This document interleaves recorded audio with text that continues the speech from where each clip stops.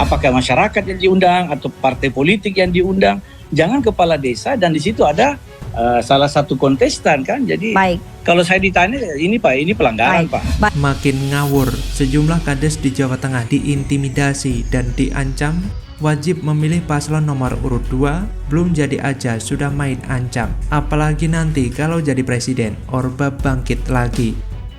Halo, kembali lagi dengan saya Endra Caniago di channel Redaksi Jurnal. Ya, ini kalau saya sih melihat ini sudah murni kampanye ya, walaupun bukan di masa kampanye. Dan pesertanya kepala desa. Itu kan kalau misalnya asosiasi ini Pak Astri mau bikin kegiatan ini, yang diundang jangan kepala desa. Ya. Mungkin stakeholder yang lain yang terkait pemerintahan misalnya, tapi bukan kepala desa yang memang dilarang dalam undang-undang.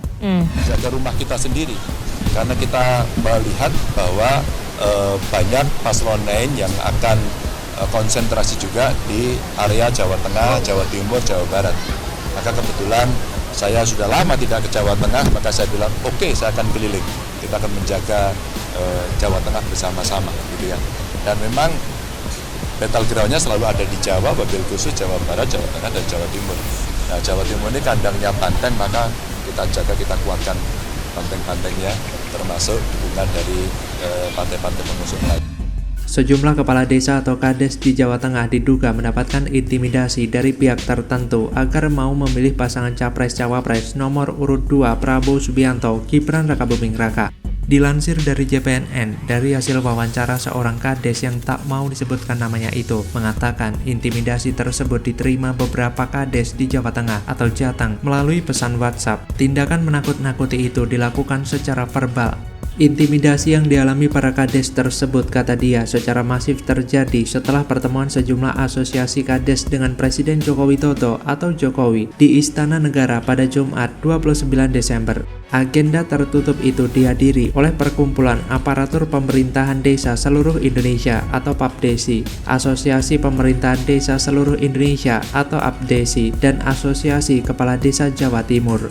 Namun, dia memastikan tidak ada undangan resmi yang ditujukan terhadap PAPDESI yang berada di bawah kepemimpinan Ketua Umum Wagiyarti, sehingga pertemuan sentot dengan Jokowi tidak mewakili PAPDESI, sehingga undangan pertemuan itu merupakan undangan pribadi sebagai kades.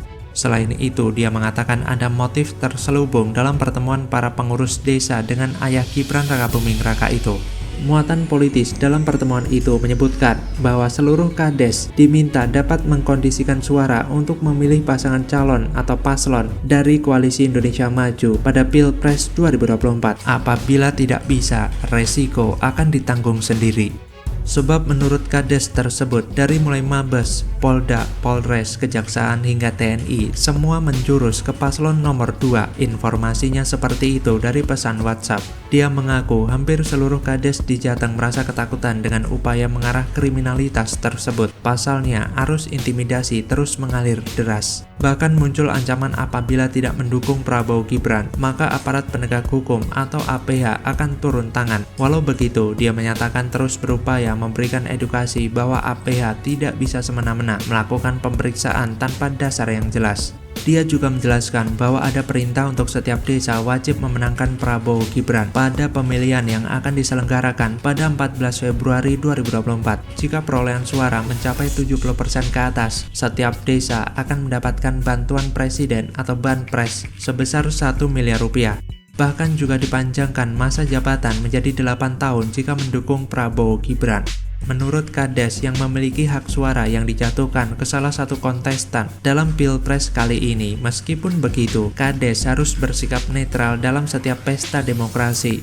Harapan penulis, setidaknya apa yang dapat penulis uraikan di atas dapat dijadikan sebagai bahan pertimbangan bagi pihak pendukung Prabowo Subianto yang tergabung dalam relawan tim 08. Dan upaya untuk mengingatkan agar apa yang hendak dilakukan sebaiknya dipikirkan, dikaji secara matang, karena hal ini dapat menimbulkan gejolak sosial yang akan membahayakan keutuhan dalam kehidupan berbangsa dan bernegara. Dan satu catatan kecil, jangan pernah menebarkan ancaman kepada rakyat yang meraih kemerdekaannya dengan darah dan air mata, karena hal itu tidak akan pernah bisa memadamkan jiwa kepahlawanan yang telah menjadi jati diri sebagian besar putra bangsa.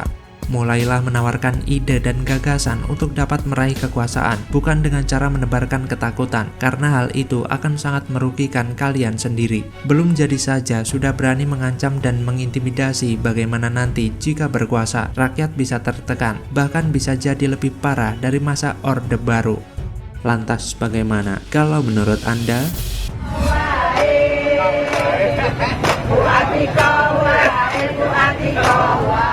Belusukan ke pasar, Atikoh bikin masyarakat dan pedagang full senyum.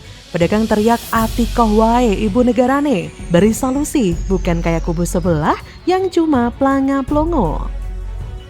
Halo, selamat datang di channel Redaksi Jurnal. Sebetulnya fair ya, keinginannya adalah ada kestabilan harga.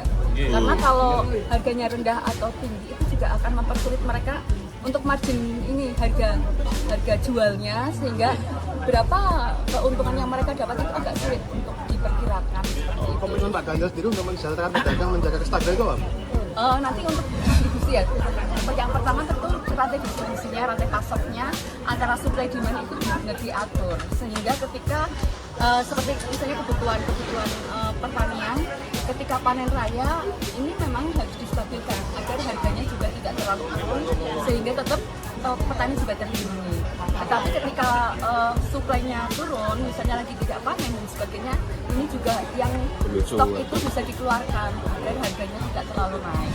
Dia berkampanye sendirian dengan penuh keberanian. Tubuhnya kecil mungil, tapi keberanian yang besar terpancar dalam senyumannya yang tanpa ragu. Mbak Siti Atikoh memang perempuan yang luar biasa. Dia berani jalan sendiri, berkeliling sendiri, menyapa masyarakat sendirian. Istri Capres nomor urut 3, Ganjar Pranowo, yang juga diusung oleh Partai Perindo, Siti Atikoh Supriyanti, mengatakan masyarakat dan pedagang sama-sama membutuhkan stabilisasi harga bahan kebutuhan pokok. Hal itu disampaikan Atikoh setelah belusukan ke pasar-pasar tradisional di berbagai daerah di Indonesia, serta berdialog dengan masyarakat dan juga pedagang. Atikoh menilai masyarakat dan pedagang sama-sama mengeluhkan harga bahan pokok seperti gula, beras, dan cabai yang melonjak dalam beberapa bulan terakhir. Maka dari itu, menurut Atikoh, hal yang adil bagi penjual dan pembeli adalah harga yang stabil.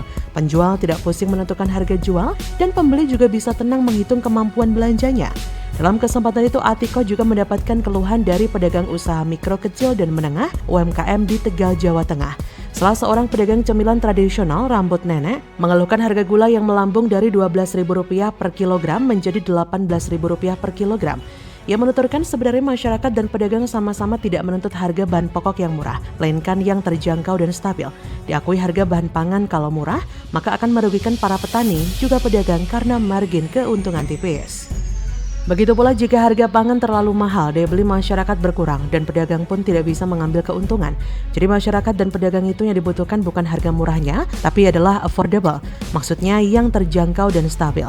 Jawaban Atikoh tersebut membuktikan bahwa kemampuannya memberikan pengertian kepada masyarakat soal kenaikan harga serta mencari solusi dan menampung keluh kesah pedagang sudah mahir dan sesuai dengan harapan masyarakat. Masyarakat bisa lega mengeluarkan keluh kesahnya kepada Atikoh karena Atikoh memberikan perhatian dan menampung semua alasan warga. Jangan seperti Gibran, ditanya solusi bagaimana mengatasi kenaikan harga, malah dijawab event tahunan. Hahaha, kan gak masuk akal. Agak memprihatinkan sih, ditanya apa jawabnya seadanya. Jawabannya ibarat robot yang sudah diprogram sejak awal. Siapapun juga tahu harga kebutuhan pokok atau barang apapun cenderung naik di musim-musim tertentu. Yang ditanya adalah bagaimana caranya bisa menstabilkan harga meskipun ada hari-hari besar. Tapi ya memang begitulah kemampuan Gibran yang terlihat saat ini. Saya yakin jawaban seperti ini pun akan mendapatkan applause dan standing ovation dari para penggemarnya. Jawaban yang artinya Gibran tidak tahu harus jawab apa, sehingga muter-muter dan menjawab ke arah lain. Mungkin kita tidak boleh menyalahkan Gibran yang menjawab seperti itu. Harusnya salahkan saja emak-emak yang bertanya. Kenapa dia bertanya sesuatu yang sulit dijawab Gibran? Harusnya kasih pertanyaan yang simpel saja, misal 1 tambah 1 berapa? Kalau bertanya sesuatu yang mumet jelimet, ya jawabannya akan membagongkan. Mungkin sebagian ada yang prihatin bahkan sedih melihat masa depan Indonesia kalau wakil presidennya seperti ini. Kalau belum siap, alangkah baiknya mulai dari bawah. Jangan terlalu bernafsu lompat pagar yang tinggi tapi tidak sanggup dilompati. tapi dibantu dengan alat-alat dan orang-orang lain supaya pagar itu bisa terlewati. Kalau memang tidak mampu, mau di make up seperti apapun tetap kapasitasnya begitu-begitu saja loh. Kita tidak butuh pemimpin seperti Gibran. Gibran tidak memiliki kemampuan dalam bidang memimpin negara. Mungkin kalau Gibran disandingkan dengan Atiko, Gibran akan dibuat malu. Atiko merupakan wanita yang tak kenal lelah dan senantiasa berjuang serta berlari menuju esok yang lebih cerah bersama rakyatnya. Perjuangan Atiko untuk barisan perempuan di Indonesia akan terus ia galakan demi tercapainya keadilan serta kesetaraan gender. Selaras dengan Ganjar yang selalu melibatkan peran perempuan baik dalam pemerintahan ataupun proses politik. Bagaimana menurut Anda?